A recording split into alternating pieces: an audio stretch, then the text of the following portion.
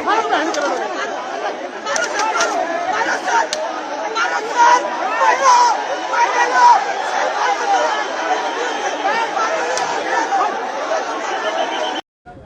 का विरोध देश का विरोध थोड़ी है। कर सकते हैं हम, क्यों नहीं कर सकते भाई? प्रधानमंत्री को सीट पे बैठाने वाले हम हैं तो विरोध भी कर सकते हैं, क्यों नहीं कर सकते? वो नौकरी तो कर रहे हैं ना हमारी, तो नौकरी जो कर रहा है हमारी उसका विरोध कर सकते हैं। हम आज तक धर्मेंद्र प्रधान का इस्तीफा मांग रहे थे, लेकिन मुझे लगता है अब नरेंद्र मोदी का इस्तीफा होना चाहिए। नरेंद्र मोदी देश के प्रधानमंत्री बने रहने के लायक नहीं है। उन्होंने भी बोला था देख लेना, मैंने कहा ना, भगत सिंह सबको चाहिए, अपने घर पे नहीं चाहिए। मैं कहा मेरी माँ को गर्व होएगा कि भगत सिंह पैदा किया था, मर के आऊंगा आज।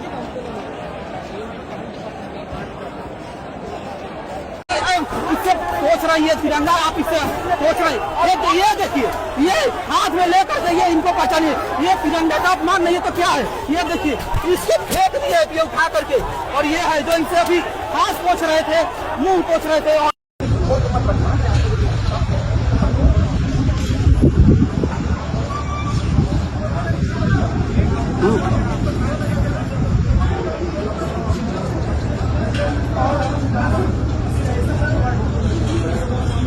वो मोटा संभाल करके यहाँ पर खड़ी।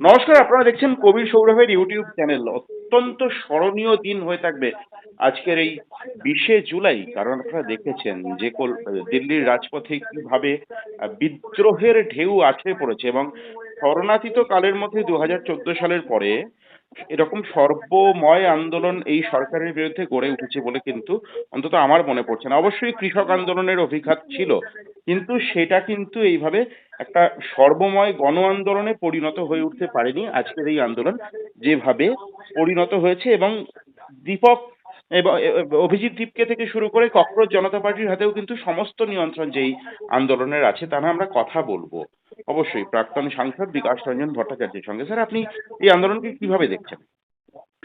দেখুন, আন্দোলনটা একটা সার্বিক চেহারা পেয়েছে, তার কারণ সমস্ত মানুষ যাদের ছেলে মেয়েদের লেখাপড়া শেখাতে চান, নিম্ন মধ্যবিত্ত, মধ্যবিত্ত, উচ্চবিত্তদের কথা বাদ দিন, মন্ত্রীদের ছেলেদের কথা বাদ দিন, তারা তো সব বিদেশে পড়তে চলে যায়। তাদের শিক্ষার যে মৌলিক আবদার অভিভাবকের কাছে, সরকার হচ্ছে অভিভাবক, সেই উচ্চ শিক্ষা যাওয়ার পথটাকে এই সরকার কালিমালিপ্ত করেছে নির্লজ্জের মতো, এবং নিজেদের সংশোধন করার কোনো চেষ্টা করেননি। এখানে কোনো আর্থিক দাবি ছিল না, সরকারের বিরুদ্ধে আন্দোলনের সূচিমুখ ছিল না। আন্দোলনটা শুরু হয়েছিল খুবই একটা সংকীর্ণ পরিসরে একজন মন্ত্রীর পদত্যাগ দাবি করে। সেটা করতেও এই সরকার সাহস পেলেন না। তার মানে এটা থেকে সিদ্ধান্ত আসা যেতেই পারে যুক্তিসঙ্গতভাবে যে মন্ত্রী এবং সরকার তারা পরিকল্পিতভাবে এই দুর্নীতিটা করেছেন। এই মনোভাবটাই সাধারণ মানুষের মধ্যে ধীরে ধীরে স্থান করে নিয়েছে। তাই আজকের এই বিক্ষোভ। আর যেভাবে পুলিশকে নামিয়ে দেওয়া হয়েছে, আপনি জানবেন সাধারণ মানুষ কিন্তু খুব শান্ত থাকেন, কিন্তু যখনই দেখে যে প্রশাসন তাদের উপর জুলুম করছে, সে মানুষের তেজ কিন্তু বেড়ে যায়। প্রশাসনের জুলুমের বিরুদ্ধে কি চেহারা নেওয়া হয় আমরা দেখেছি স্বাধীনতা সংগ্রামের সময়। সাধারণ মানুষের প্রবল বিক্ষোভ, অস্ত্র হাতে, অহিংস পথে, সব পথেই হয়েছে। আজকে দিল্লির ঘটনা দেখালো যে বাংলা বা ভারতের তরুণরা এখনো তাদের মস্তিষ্ককে আরএসএস পুরোপুরি বিকৃত করতে পারেনি। তাদেরও স্বাধীন চিন্তা চেতনা এবং তাদের অস্মিতার উপর দাঁড়িয়ে তারা লড়াই করতে, বুক পেতে লড়াই করতে হাজির। যা দেখতে পেলাম ভিডিওতে, জানি না সত্য কি মিথ্যা, দেখে তো মনে হলো তাই। একটি ছেলে দাঁড়িয়ে আছে, পুলিশ তাকে লাঠিপেটা করে যাচ্ছে। এই মিনিমাম পুলিশ কর্মী যারা আছেন তাদের নিজস্ব বিবেক বোধটা নিশ্চয়ই রাত্রিবেলা তার ছেলেরা তাকে বলবে যে একটা নিরস্ত্র মানুষকে কেন পেটাচ্ছিলে। এই সামগ্রিক একটা বিদ্রোহের চেহারা পেয়েছে এবং আগামী দিনে এটা আরো বৃদ্ধি পাবে। স্যার, খুব তাৎপর্যপূর্ণভাবেই আপনি যে ভিডিওর কথা বললেন, আমি ঠিক সেই প্রশ্নই আপনাকে একটু করতে চাইছি। সেটা যে, যে ছেলেটিকে সেভাবে নির্মমভাবে প্রহার করা হচ্ছিল, জেনারেলি দেখা যায় যে পুলিশ ছত্রভঙ্গ করে দেন বা বিক্ষোভকারীরা সরে যান, চলে যান। সেই ছেলেটি আমাকে আরো মারুন এ কথা বলছিলেন হিন্দিতে। আপনি কিভাবে দেখছেন এই প্রবণতাকে? মানে তার যে ক্ষোভ, ক্রোধ, ঘৃণাতে এই পর্যায়ে পৌঁছে গিয়েছে যে তুমি মেরে ঠান্ডা করবে, আরো মারো, মারো, কত মারবে। আমরা হুম। এরকম কিন্তু দেখেছি ছেলেবেলায় অনেক কিশোরের মধ্যে এই জেদ থাকে। একদম। যদি মনে করে অন্যায় ভাবকে তাকে শাসন করা হচ্ছে কঠোরতার সঙ্গে, সে কিন্তু রুখে দাঁড়িয়ে বলে ঠিক আছে আরো কঠোর হয়, দেখি কি করে আমাকে পাল্টাও। মানে এই যে আমাকে পাল্টাতে পারবে না লাঠি মেরে, আমার আন্দোলনের যে দাবি সেই দাবি সম্পর্কে আমার এতটাই প্রত্যয়, এটা একটা অত্যন্ত ইতিবাচক দিক, যেটা শাসকের, বিশেষ করে আরএসএস পরিচালিত বিজেপি শাসকদের মস্তিষ্কে নাড়া দেয় না, দেবেও না, যতক্ষণ না এরা চূড়ান্ত আঘাতের পর্যায়ে যাচ্ছে, এদের বুদ্ধিবৃত্তি কাজ করবে না। স্যার, আমি আরো খুব সংক্ষেপে ১-২-৩টে বিষয় আপনার কাছে একটু জেনে নিতে চাইবো। বিষয়টা হচ্ছে যেটা আছে, আ বা বা এরপরে কি আপনি মনে করেন যে এই আন্দোলন, কারণ আমরা অভিজিৎ দীপকে দেখতে পেলাম বা আরো বেশ কয়েকজন, আমরা নাম জানি না হয়তো, তরুণী তিনি বলছেন যে আমরা শুধুমাত্র আর ধর্মেন্দ্র প্রধান নয়, এবার আমরা প্রধানমন্ত্রীরও পদত্যাগ চাইছি এবং প্রধানমন্ত্রীকে আমাদের কথা শুনতে হবে। আমি সেই দৃশ্য দর্শককে দেখাবো। প্রধানমন্ত্রী তো আমরা নির্বাচিত করেছি। আসলে ব্যাপারটা কি জানেন তো, একটা উদ্দেশ্য নিয়ে শুরু হয় কিন্তু সেটা যখন গতি পেয়ে যায়, যাকে আমরা নিউটনীয় সূত্রে বলতে পারি তার যে মোমেন্টাম, হুম, হুম। তখন সেটা একটা ভিন্ন মাত্রা পেয়ে যায়। হুম, হুম। দাবিটা ক্ষুদ্র ছিল, সেই ক্ষুদ্র দাবিকেও অস্বীকার করছো, তুমি জুলুম করছো, তাতে কিন্তু মানুষের জেদ বেড়ে যায় এবং তাদের দাবিরও পর্দা বেড়ে যায়। সেই জন্য আজকে তারা পরিষ্কার বলছে আমরা সরকারের পতন চাই, অবশ্যই সরকারের পতন দরকার। এত বড় একটা ঘটনা এতদিন ধরে ঘটছে, দেশের একজন মন্ত্রীরও এইটুকু বোধ বুদ্ধি কাজ করলো না যে আমরা ঠিক আছে ওদের সঙ্গে কথা বলে দেখি, আমাদেরই সন্তান তো। হুম, হুম। আসলে স্যার, ওদের একটা অন্য উদ্দেশ্য ছিল, আরো ভবিষ্যতে এটা বেরোবে। ওদের উদ্দেশ্য ছিল আমার মনে হয় যে ওই ব্যাপারটা জলঘোলা করে টুক করে একটা সুযোগ বুঝে ব্যবস্থা নিয়ে আমরা কৃতিত্ব নেব, হুম, হুম। কিন্তু ওদের অঙ্কে একটু ভুল হয়ে মানে গেছে। ধর্মেন্দ্র প্রধানকে পদত্যাগ করিয়ে। হ্যাঁ, ওই ধর্মেন্দ্র প্রধানকে পদত্যাগ করাতে ওরা অপেক্ষা করছিলেন ইউপি নির্বাচনের মুখোমুখি যদি হয়, হুম, হুম। কিন্তু ইতিমধ্যে ছাত্রছাত্রীরাও তো অনশনে বসে গিয়েছেন, শুধুমাত্র সোনা ওয়াংচু নন, একেবারেই। সর্বদলের ছাত্রছাত্রীরা, এসএফআই, এবং দেশের আইএসও, বিভিন্ন জায়গায় স্যার এই সাধারণ। আন্দোলনের ঢেউ আছড়ে পড়ছে। হ্যাঁ, এখন এটা হাতের বাইরে চলে গিয়েছে এবং যে স্যার, ধরনের গুন্ডামি আজকে করলেন, যা টিভিতে দেখতে পেলাম প্রশাসনকে দিয়ে, এর থেকে নির্লজ্জ কিছু হতে পারে বলে গণতান্ত্রিক দেশে আমার তো মনে হয় না। স্যার, আপনি তো দিল্লির রাজনীতি সম্পর্কে সম্যক ওয়াকিবহাল। আপনার কি ধারণা, আপনার কি অভিজ্ঞতা, আপনার কি অভিমত যে এরপরে কি সরকার একটু ডিফেন্সিভ খেলবেন নাকি আরো অ্যাগ্রেসিভ হয়ে বিদ্রোহকারীদের দমন করার চেষ্টা করবেন? ওরা ওরা ভেবেছিল যে দমন করতে পারবো, কিন্তু দেখলো মেজাজটা অন্যরকম। হুম, হুম। আর গোমূত্র আর গোবরের গবেষণায় টাকা দিয়ে ভেবেছিল যে অনেক কিছু করতে পারবো, কিন্তু যারা আসল গবেষক তারা যুক্ত হয়ে পড়ছে যে আমরা গবেষণার সুযোগ পাচ্ছি না।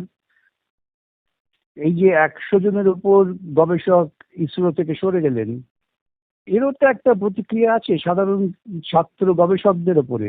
অবশ্যই। তারাও তারাও নেমে পড়েছেন। এখন শুধুমাত্র আর ওই নিট কেলেঙ্কারিতে আবদ্ধ নয়, এখন গোটা সামাজিক অব্যবস্থা নিয়েই তারা মুখ খুলতে শুরু করেছেন। অর্থনৈতিক যে কষ্টের মধ্যে তারা আছেন তারা উপলব্ধি করছেন, লেখাপড়া করতে গেলে এত টাকা লাগবে, অথচ গবেষণার জন্য স্কলারশিপ নেই। এই সমস্ত অগণতান্ত্রিক কাজটার বিরুদ্ধে এখন জোটবদ্ধ মানুষ। স্যার, আমি এন্ডিং নোটটা আপনার কাছ থেকে চাইবো। আপনি কি মনে করছেন যে কোনোভাবেই আন্দোলনের এর অভিঘাতে সরকার বদলে যাওয়ার একটা সম্ভাবনা থাকলেও থাকতে পারে? না, সরকার বদলটা এই চট করে এই মানে আগামী আন্দোলনে হবে নির্বাচনে এমন আর কি, নির্বাচনে এই ঘটনার প্রভাব হওয়া ফেলবে? উচিত, এর একটা প্রভাব পড়বে অবশ্য। ওদের যে পরিমাণ টাকার প্রভাব, মিডিয়ার প্রভাব, ওরা এটাকে চেষ্টা করবে ভিন্নভাবে ম্যানেজ করতে। টাকার তো শেষ নেই, এবং সমস্ত মিডিয়া, যত প্রিন্সিপাল মিডিয়া তারা তো কিনে নিয়েছে। তারপর হোয়াটসঅ্যাপ ইউনিভার্সিটি, কিছু কিছু তথাকথিত ইন্ডিপেন্ডেন্ট পোর্টাল, সেগুলো তারা কিনে নিয়েছেন। অতএব তারা চেষ্টা করবেন এই প্রচারের মাধ্যমে এটাকে ঘুরিয়ে দেওয়ার, কিন্তু কতটা সফল হবে তা নিয়ে সন্দেহ আছে। স্যার আমার একেবারে শেষ প্রশ্ন, আমি আগামীকালও আপনার প্রতিক্রিয়া অবশ্যই নেওয়ার চেষ্টা করব। আর রাত বলেই 21শে জুলাই মমতা বন্দ্যোপাধ্যায় 21শে জুলাইয়ের নেত্রী ছিলেন, যে ঘটনা ঘটেছিল যুব কংগ্রেসের, আজকে ঋতব্রত বন্দ্যোপাধ্যায়দের হাতে এবং মমতা বন্দ্যোপাধ্যায় দুভাবে 21শে জুলাই পালন করা হবে, কংগ্রেসও করবে। আপনি কি মনে করেন স্যার, কংগ্রেসের নাকি নৈতিকভাবে মমতা বন্দ্যোপাধ্যায়, নাকি ঋতব্রত বন্দ্যোপাধ্যায়ের যে আসল তৃণমূল, কার এই যে 21শে জুলাই পালন করার অধিকার কার? 21শে জুলাই যদি পালন করতে হয় সেটা হচ্ছে কংগ্রেসের, কেন যুব কংগ্রেসের প্রোগ্রাম ছিল, তখন মমতা যুব কংগ্রেসের বোধহয় সভানেত্রী ছিলেন। 21শে জুলাই ঘটনা তিনি পরিকল্পিতভাবে ঘটিয়েছেন, ঘটাবার পর তিনি নতুন দল তৈরি করেছেন। সুতরাং শহীদ যারা হয়েছেন তারা কংগ্রেস কর্মী, তারা কেউই তৃণমূল কর্মী নয়। অনেক ধন্যবাদ স্যার সময় দেওয়ার জন্য।